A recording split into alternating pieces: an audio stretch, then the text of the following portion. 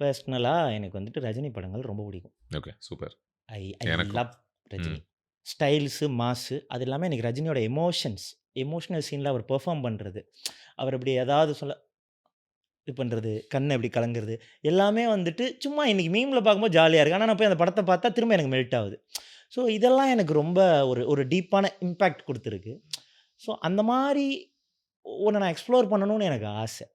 அ so அந்த டைப்ஸ்ல வேற வேற என்னோட ஐடியாஸு, என்னோட தாட்ஸு இதெல்லாம் அப்படி ஃபியூஸ் பண்ணும்போது, டக்குனு பார்த்தா அது டூடா வந்து லேண்ட் ஆயிடுச்சு.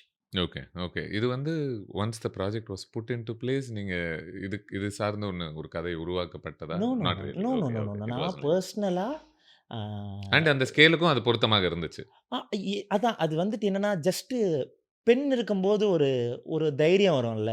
எதுவுமே தெரியாதுல்ல நமக்கு. என்ன வேணா எழுதலாம்ல. ஸோ ஆமா. அதனால அது அது அது ஸ்கேலு, அது பட்ஜெட்டுன்னு கூட எனக்கு தெரியாது. தோன்றதெல்லாம் எழுதினேன். நல்ல வேளையா அது லேண்ட் ஆயிடுச்சு.